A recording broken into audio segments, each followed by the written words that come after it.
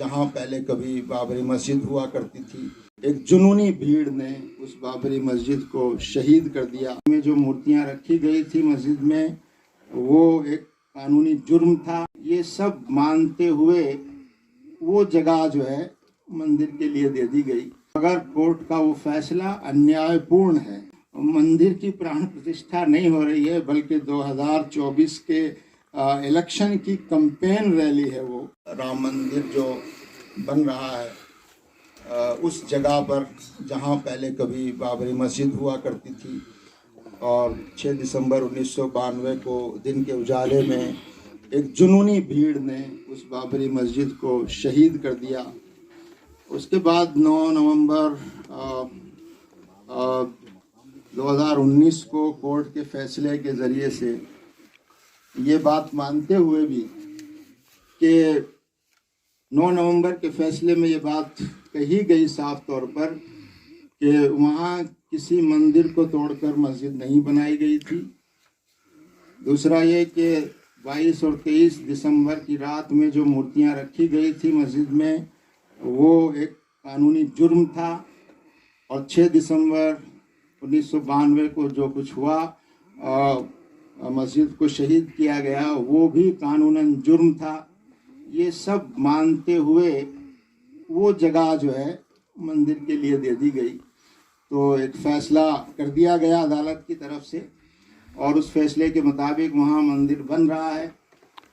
और हम ये समझते हैं और शुरू से कहते आए हैं कि ठीक है, कोर्ट का फैसला है, मगर कोर्ट का वो फैसला अन्यायपूर्ण है। कोर्ट का वो फैसला न्याय के खिलाफ है। लेकिन जाहिर है, अदालतें फैसला करती है तो उस फैसले पर अमल होता है, और अमल हो रहा है। अब हमें जिस चीज़ पर ज़्यादा चिंता है वो ये है कि वहाँ इस मंदिर निर्माण और उसके उद्घाटन को एक पॉलिटिकल इवेंट बना दिया गया है, और सरकार उसमें पूरी तरह शामिल नज़र आती है। हालांकि कहने को तो मंदिर जो ट्रस्ट है उसकी तरफ से हो रहा है, लेकिन सच्चाई और वास्तविकता ये है कि उसमें सरकार पूरी तरह इन्वॉल्व है। सरकारी अमला उसमें पूरी तरह इन्वॉल्व नज़र आता है। तो ये हमारे एक सेकुलर जो डेमोक्रेसी है उसके ख़िलाफ़ है। ठीक है, वहाँ एक ट्रस्ट को ज़मीन मिल गई कोर्ट के फैसले से, जिसको हम नाइंसाफ़ी कहते हैं, लेकिन एक ज़मीन मिल गई और ट्रस्ट मंदिर बना रहा है। उस पर हमें कुछ कहना नहीं है, सिर्फ यही कहना है कि वो ज़मीन जो है नाइंसाफ़ी के साथ दी गई।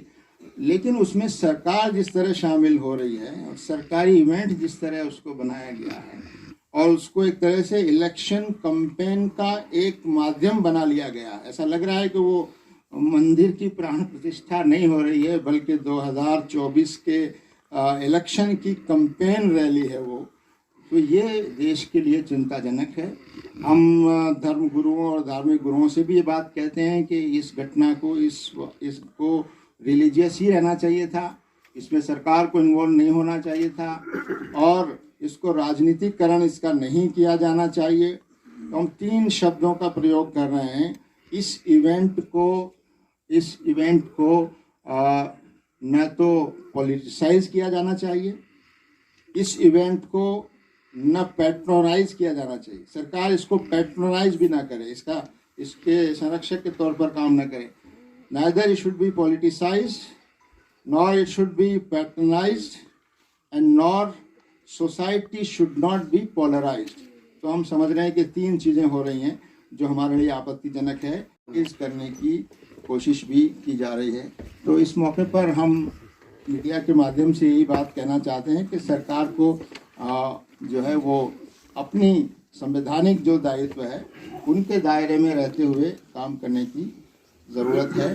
दूसरा, इस मौके पर हम ख़ास तौर से मुसलमानों से ये बात कहना चाहते हैं कि वो किसी बात से निराश और मायूस ना हो, और अगर उनको उकसाने की कोशिश की जाए तो वो उस जाल में ना फंसें, और ऐसी कोई चीज़ जो उकसाने वाली हो उसका कोई नोटिस न लें, और अपने आप को और संयम बरतें और मायूसी। और देश में एक भाईचारे का माहौल पैदा होना चाहिए, और देश में कम्युनल हार्मनी का माहौल पैदा करने की कोशिश होनी चाहिए। और और इस देश को कैसे चलाना है वो सबसे ज़्यादा हम सब के लिए इम्पोर्टेंट है। ये देश सभी धर्म के लोगों का देश है और हमारे संविधान में सब धर्मों को बराबरी का दर्जा मिलना चाहिए, ये हमारा संविधान कहता है। सरकार किसी धर्म विशेष को बढ़ावा देने या किसी धर्म विशेष का प्रतिनिधित्व करना जो है वो सरकारों का काम नहीं होना चाहिए। तो इस मौके पर हम यही बातें आपके माध्यम से लोगों तक पहुंचाना चाहते हैं कि देश में अमन और शांति और भाईचारा का माहौल हो और इस 22 जनवरी के जो कार्यक्रम है इससे समाज में नफरत न पैदा हो, समाज को में पोलराइज करने की कोशिश न हो, इसका राजनीतिकरण न हो और इसके माध्यम से समाज में एक विभाजन की स्थिति पैदा करने की कोशिश नहीं होनी चाहिए। तो इन्हीं शब्दों के साथ मैं अपनी बात मुकम्मल करता हूँ।